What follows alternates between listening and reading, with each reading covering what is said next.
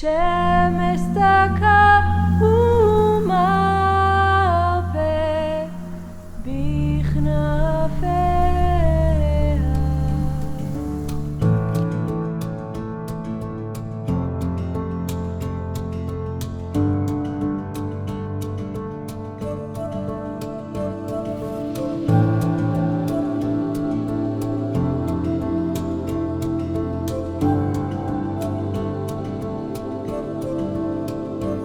I think I have to tell you the story, how I learned what I'm going to tell you now, because it was a very concrete setting. I had a conversation with an Orthodox friend years ago, and this Orthodox friend, it's important now also in this context, does not believe in Yeshua as Messiah of Israel, as far as I know, but I know him for about 30 years. Now, when we met and we talked about the book scroll of Ruth, I asked him, why does the book scroll of Ruth violate the halakha, the Jewish law? He understood at once. I have to explain that to you.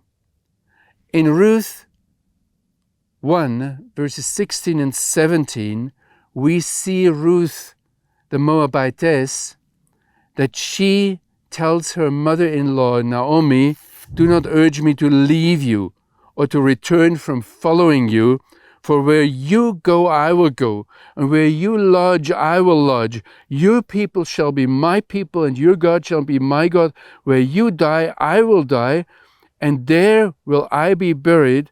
But the Lord do so to me, and more also, if anything but death parts me and you. Now, this passage is used by Jewish tradition, by the rabbis, to explain and justify all kinds of things concerning conversion. This is the classical example, not just in our point of view, but also in Jewish tradition, that somebody converts to Judaism. And there is a law in Jewish tradition that you should never, you're forbidden to ever remind a ger, a convert, to what he was before. So if I convert to Judaism, no Jew is ever allowed to tell me, but you were a German. Why is it in the book scroll of Ruth that only after Ruth 1, 16 and 17, Ruth is called again and again and over again, Ruth the Moabitess? This is against Jewish law. And I said that to my friend. And he actually smiled at me. I'll never forget that smile. It's this kind of smile when I discovered something and he kind of feels, okay, he discovered something. And then he says the following sentence. He says, you know what? Conversion to Judaism is impossible. He's a brother of several rabbis who converted all kinds of people. Some of them I know. But he tells me conversion to Judaism is impossible. And then he says the following sentence. He says, only through the death of the Goel, of the Redeemer, could, or was it possible that the Moabitess Ruth could be grafted into Israel. Only through the death of the Redeemer was it possible that the Moabitess Ruth would be grafted into Israel. I looked at him and said, what makes you think that? He's Moroccan. I didn't ask him, did you study Paul or something like that? How do you get this wording? Where do you get that from? And he looked at me and said, if you want to know that, you have to read, to learn, and to understand the Yalkut Shimoni. It is this medieval midrash that I mentioned already several times. He made me aware of it and started to learn it.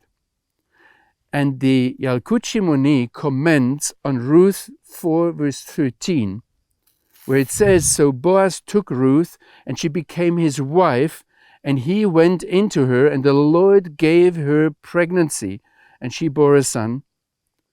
The Yalkut says, very short, they said, or one says, that the same night that he came to her, he died. That's all that is written there.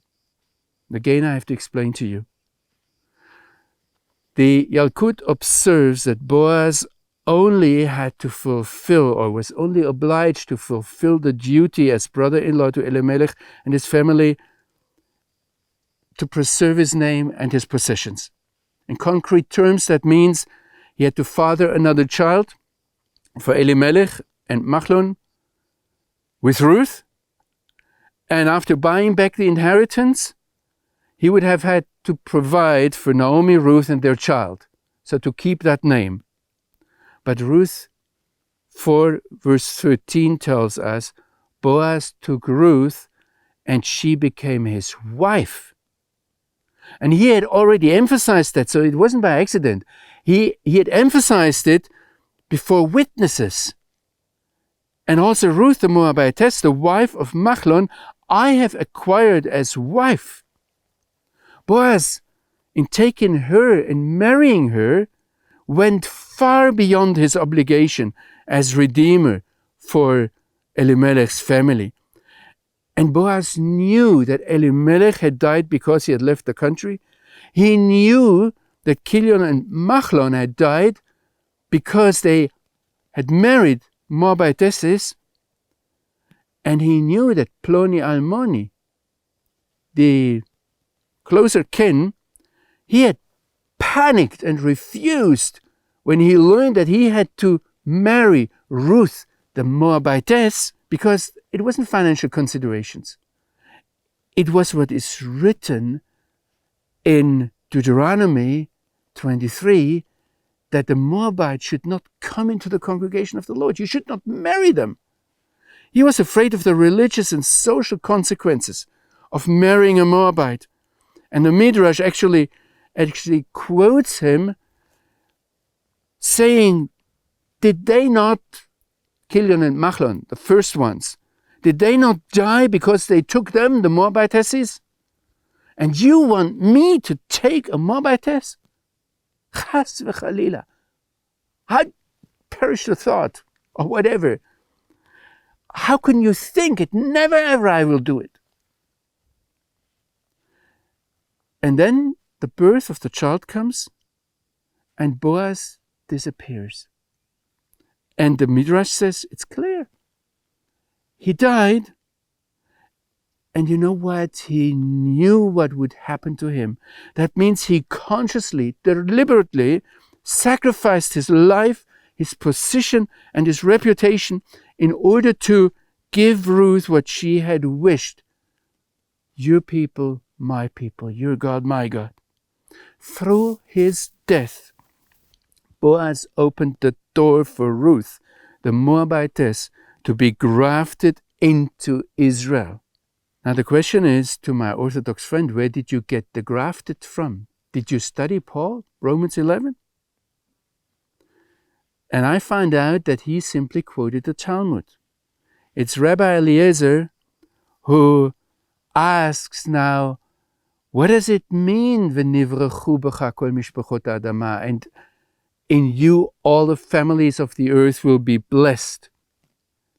And Rabbi Eliezer actually says you should pronounce it differently, not v'nivrechu, but v'yavrichu b'cha, and in you will be ingrafted.